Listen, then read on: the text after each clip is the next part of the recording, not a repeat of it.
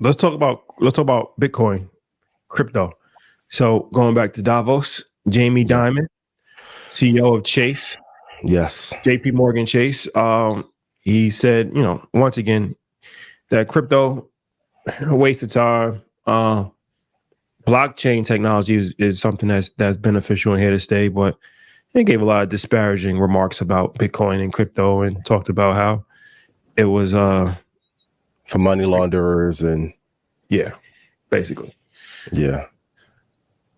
typical slander. So what's your thoughts on his comments?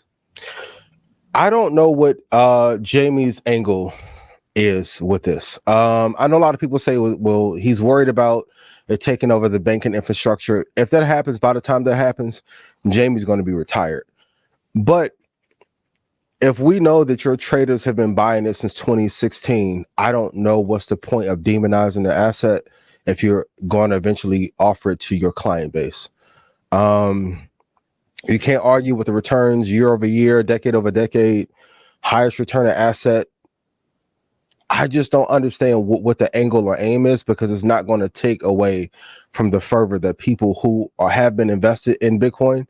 It's not going to change their stance. And also with the ETFs coming in, I'm not sure why he would demonize this asset class. So I don't like the remarks. Kudos to JP Morgan, everyone there. I appreciate you guys in the partnership, but I don't know why he continues on this parade about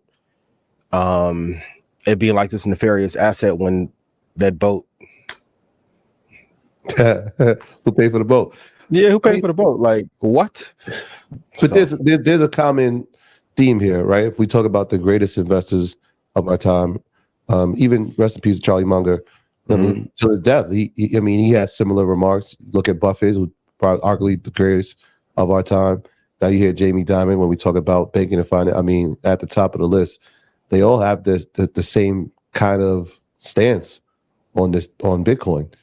So as a person that's listening, I mean, how should they take that, right? These are some of the greatest minds in the space. You still need exposure to it. And this is something I've been saying forever. Like, pick the top two in the sector, ride them for the long period of time.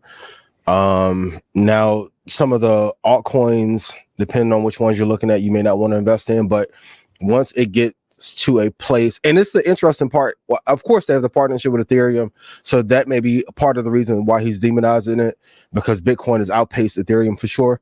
But I don't see why, if you're looking purely at the numbers over a decade return basis, you can't say that there's no use case for it and there's no desire for it. But if you're listening now, call 20,000. That was a good place to invest when I called it. But hold every asset for a 10-year period of time and you'll be a-okay. Please put it in chat. Investing is not hard. When to start, what to invest in, all that's been answered. They have to go to the Alps and bring the information back. If it takes all that for you to invest, just don't do it. Just don't do it. It is what it is. You either can choose to get rich in this environment or stay broke. It is up to you. But I don't like just the full demonization of an asset class just because you personally may not like it. You can't argue with the math. Well, I also think that I mean, they're not wrong in what they're saying, to play devil's advocate, as far as there's a reason why Warren Buffett and these guys don't see any value in Bitcoin, because there really is no real value in it, right? So if you look at it from a standpoint of currency, it's very misleading. It's not. Oh my God. Okay, go ahead. It's not a currency. It's not being used as a currency. It's way too volatile to ever really be used as a currency, and nobody really uses Bitcoin as a currency. They use it. It's more of a store value. That's why they call it. That's why they call it digital gold. People are looking at it as an investment standpoint. So they're looking at it. They're old school. They're looking at it like, well, what is the point of something that nobody's really trading this as currency? Well, they're looking at it as it's just a made up investment. I think that's where there are tangible investments, right? Like they're tangible gold. There's tangible real estate. Even stock is actually like you're owning a part of a company that actually exists. Yeah. Bitcoin doesn't produce any products, doesn't have any employees. If it went away today, it wouldn't have any major effect on the global economy outside of people losing billions of dollars, but it's not like it's no. So from that, I think the greatest use case is offset to inflation, not to cut you off. Yeah, but I think that's part of what Diamond is saying.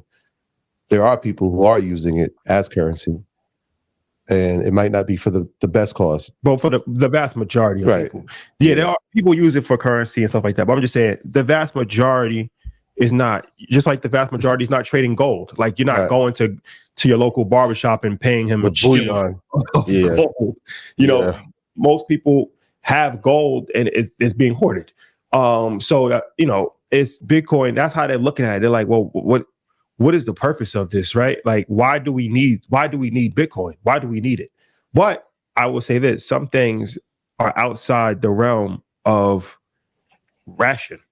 You don't have to be able to fully understand everything with a rational mind for it to actually make sense. It's just enough people have to believe in it.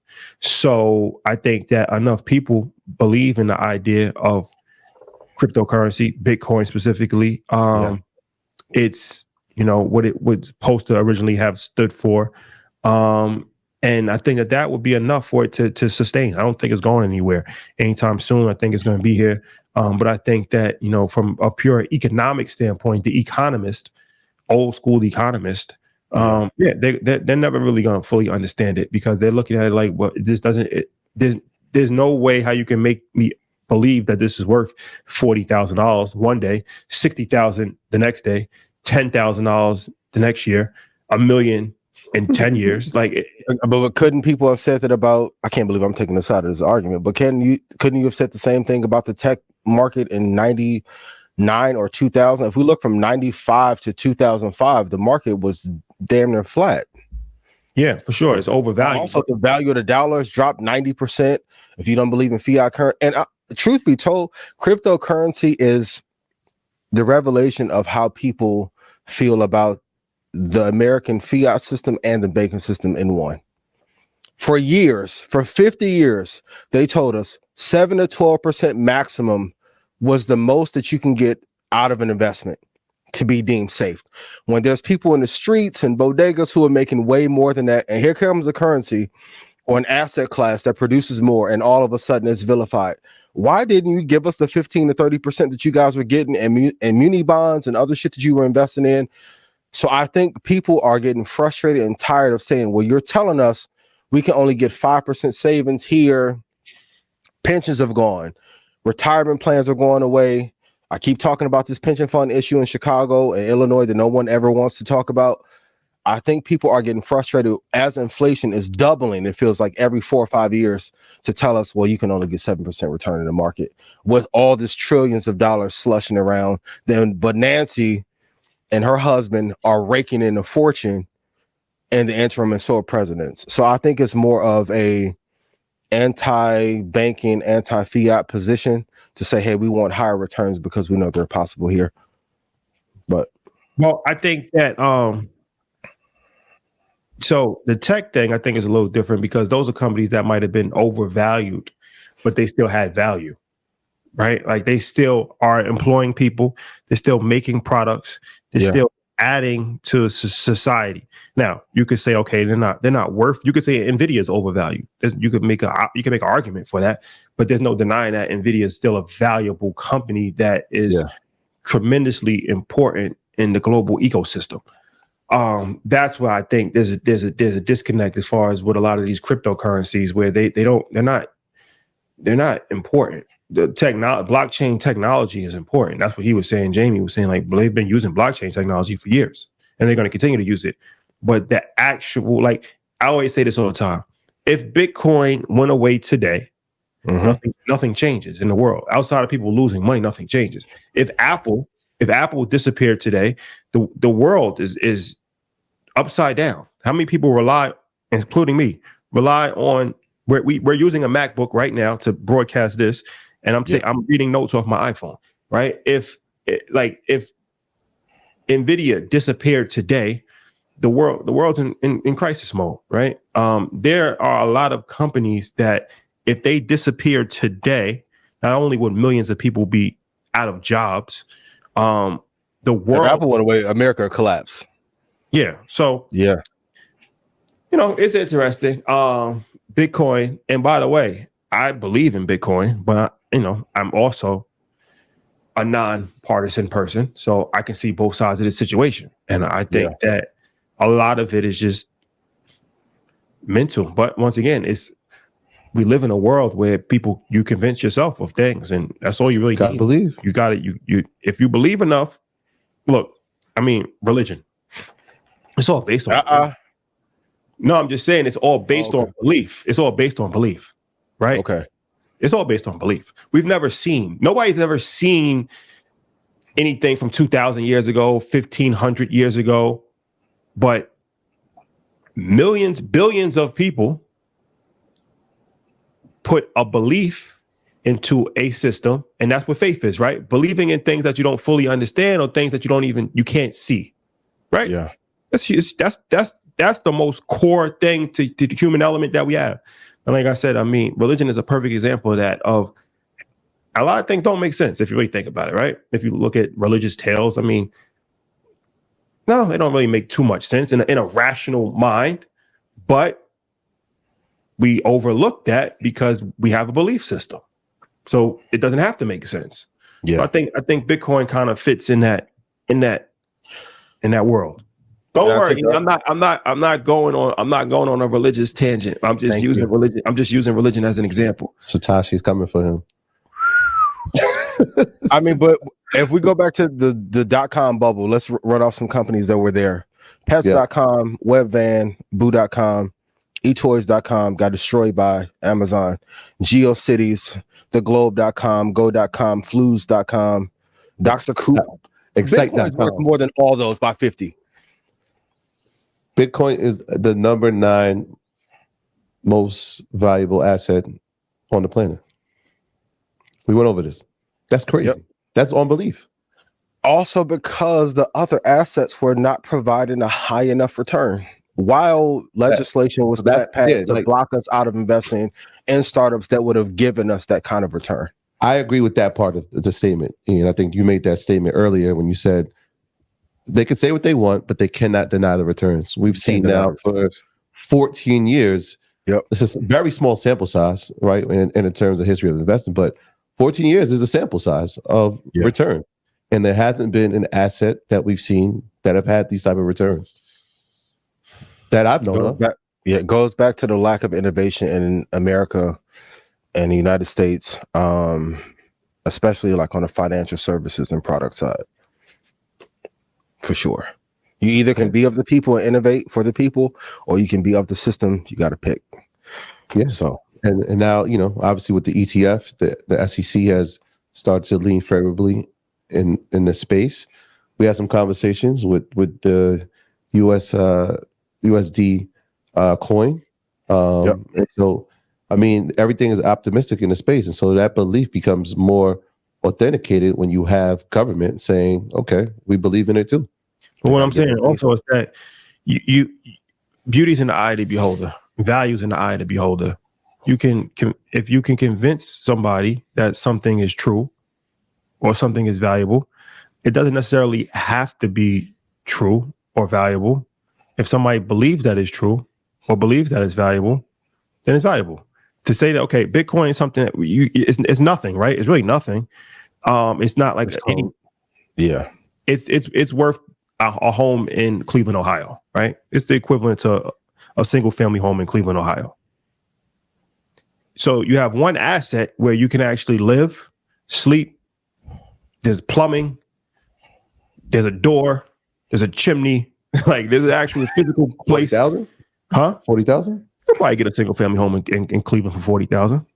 A lot of people saying you could, and it panned out. You couldn't get up for that price. With the Cleveland, it wasn't there. Let's call Answer see what the going price is. Some people was quoting them prices.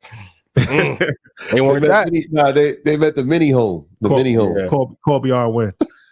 Well, there's somewhere where you can get a home. There's somewhere where you get a home for $40,000, right? Yes. So it's like, okay, would you take a home? Would you take a home for $40,000, or would you take a Bitcoin? All right, let me ask you this now, right? That's a great analogy. But what if that Bitcoin? It depends on where you're at, right? If you're homeless, you take the home. But if you're not, do you look at the returns or the appreciation of that home or the potential appreciation of the Bitcoin? No, I'm not saying that you don't take the Bitcoin. I'm just saying that that's the psychology. Right. Bitcoin is nothing. Yeah. It's nothing. Yeah. It's literally it's there. It's just it's an idea. It's an idea. It's a What concept. would you take right now? The $40,000 home or the Bitcoin? Bitcoin. Okay. I thought, same. Yep. But that's what I'm just saying. So it's like, I think Jamie Dimon and these guys are looking at it from the standpoint of the home. Like, okay, this is something. This is real. This is just nothing. This is stupid. Why? Yeah. But you don't But always also homes are a banking product. But that's true. And we all just said that we would take the Bitcoin, right? Because we're thinking about you can't deny the returns. While we talk about crypto and digital dollar, Donald Trump. Oh man.